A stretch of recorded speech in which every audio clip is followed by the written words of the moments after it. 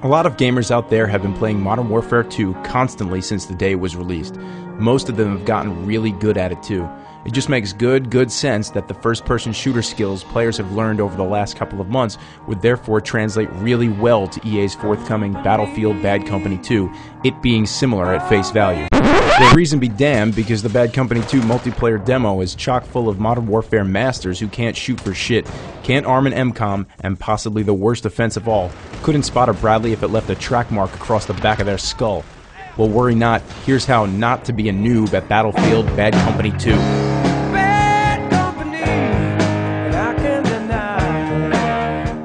Learn to spot and do it always. While Bad Company 2 does support in-squad voice chat, it's only with your 3 squad mates.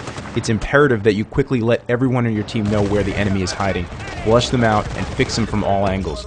Do this by placing your sight on opposing player and pressing the back or select button. Yeah, that button. We know it's not normally reserved for gameplay, and its usual job is to pause, bring up a menu, and sometimes even go back or select something. But just press it. You hear your character saying, "There's a douchebag hiding in the rocks with a radioactive Twinkie," or something similar? That audio cue is accompanied by a small, bright red arrow above your enemy's head. This indicator also appears on screen for all of your teammates for a limited time, allowing them to turn their sights to the enemy and start blasting away in concert with you. Congratulations, you just contributed far more than you ever did playing Battlefield before. Now do this all the freaking time, even if it means practicing daily finger yoga to prevent your left thumb from coming off of the left stick. It's that important. Know your role. I'm a sniper, I'm a sniper, I'm a sniper. No, you're not a sniper. The closest thing to being a sniper in Bad Company 2 is the Recon class.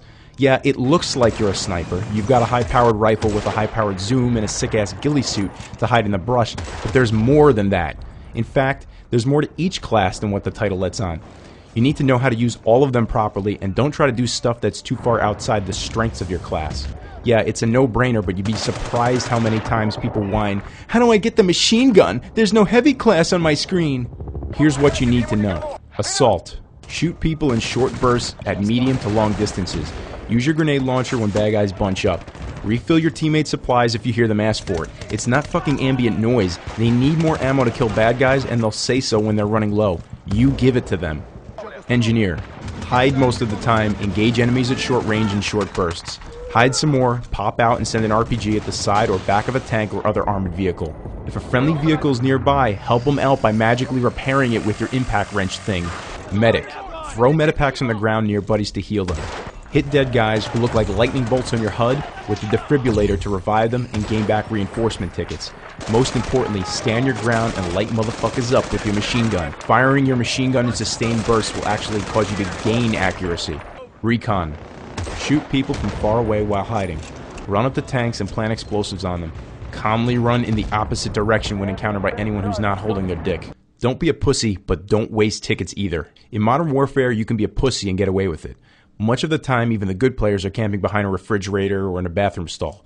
Conversely, there's really very little downside for shit players to run out with guns blazing. If you get shot and killed, you come back in a couple of seconds with full ammo and re-enter the meat grinder. Chances are that someone on your team will get hot and order up a tactical nuke, meaning that you win and you got to eat a bowl of Lucky Charms. But not so for Bad Company 2. Having only one really good teammate means you still lose. Battlefield is more like the electric slide than a breakdance. Your teammates need you to balance cowering like a little pussy with running out into the open and taking ground or objectives when necessary. When you need to take over a building, advance on an enemy, or sacrifice yourself to blow up a high-value target, do it. If things go well, someone will revive you. If not, they'll see you on the other side. That said, there are 2 punishments associated with dying, and you should avoid subjecting yourself to both. 1, you have to wait to respawn. While waiting, the enemy can do bad stuff to you like steal your ride or blow up your apartment. And 2, when you're on offense, you have a limited number of tickets, each ticket representing a new life. When your ticket count reaches 0, the game is over and you lose. Think before you spawn. After dying, you can either respawn at your current base or on, yes, literally on one of your squad mates. Before selecting your birthplace, check it out. Is there a brand new tank gleaming in the desert sun at your base? You should be the proud owner of it. Is a teammate arming a bomb and needs help defending it? Pop out of his ass and heal him. Likewise, if he's in a no-win situation, don't subject yourself to instant death too. This isn't Thelma and Louise. The choices you have for spawning after death boils down to one thing that you just won't get in other games. Spawn camping is 99% fixed.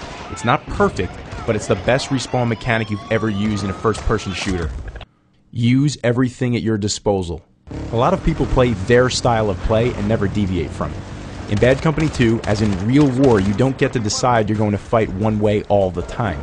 In fact, there's lots of stuff to do that's not running a mile to the bomb and desperately trying to arm it.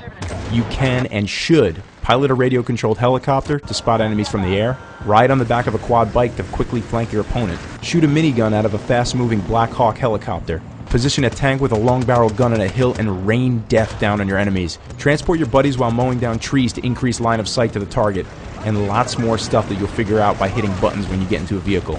You should do these things not because you're bored of walking, but because you will win if you do them in moderation. Large explosions from tanks and Hellfire airstrikes can blow walls and people out of structures, and you can rack up lots of points by just spotting some more runners for your mates on the ground to exterminate. Try swooping down with the UAV and bowling through an entire enemy squad. It's fun and damn effective. Lastly, if you don't do these things, you will complain that people on the other team are cheap when they do them to you, and that would make you a noob. Yes, the UAV is a radio-controlled helicopter. You've probably seen UAVs in other games, movies, or since the US has been fighting 2 wars for the last 8 years in real life. You may not have seen one that looks like a mini Apache helicopter. This one does. Get used to it. To pilot the UAV, find the computer monitor with the anti-glare hood over it near your base. On Xbox 360, the left trigger and button make it ascend and descend. The right trigger calls in a Hellfire strike. Hold the reticle over your target until it's good and dead, and the right button fires a machine gun which is effective in short range and long bursts if you lead your prey. Don't forget to spot, avoid enemy fire and hard objects, and yes, you can blow up an airborne Apache helicopter using the UAV. If you do it, you will yell in excitement. Lastly, if the opposing team is hurting you something fierce using their UAV, then send someone to go kill the operator, or better yet, light up the entire computer terminal like it's Christmas at the Griswolds. Aim high and be patient. Everything is affected by gravity. It's just a fact of life. This includes bullets and other projectiles. It also means that you can shoot stuff that's far away by aiming high. It will take a little effort to forget the false science that Modern Warfare 2 has taught you, but you'll eventually get used to it, especially if you spend a lot of time manning the gun in a tank. Oh, and don't complain that your bullets don't reach their target instantly. They don't. While alarming and a little frightening at first, you'll soon find that having to wait for the bullets to travel super long distances adds to the realism and suspense of Bad Company 2. Switch kits. When you kill an enemy, he'll drop what looks like his gun. It's not actually his gun. It's more than his gun. It's his soul contained within a magic idol that looks like a gun. Picking it up will cause you to switch kits, but retain your existing outward appearance. For example, you'll keep your ghillie if you spawned as a recon, but pick up the engineer kit. You should do this not if you have a midlife crisis and get tired of playing your current class, but you should do it when it's to your tactical advantage. For instance, let's say that a firefight just took place between an enemy medic and your buddy the Assault. Both have died. Pick up the enemy's medic kit, revive your buddy, and switch back to being an engineer and erecting dispenses. Think devilishly and pick up fallen kits when it makes sense. What else? Use the back button for other things too. Now you know that the back button is used to spot and how important it is. Well, the back button is also used for other things too, chiefly to communicate with your squad mates to tell them things like, I need ammo, attack Bravo, and hey, I just got shot in the face and need some serious band-aids. Point yourself at various things and press the back button to find out more. Also, don't forget to use it to spot. Don't take it lying down. Speaking of band-aids, you can't go prone like in Modern Warfare 2. You can stand and you can crouch. No, it's not realistic, but this is a video game and it's supposed to be fun. Now quit your bitching and go play Battlefield Bad Company 2.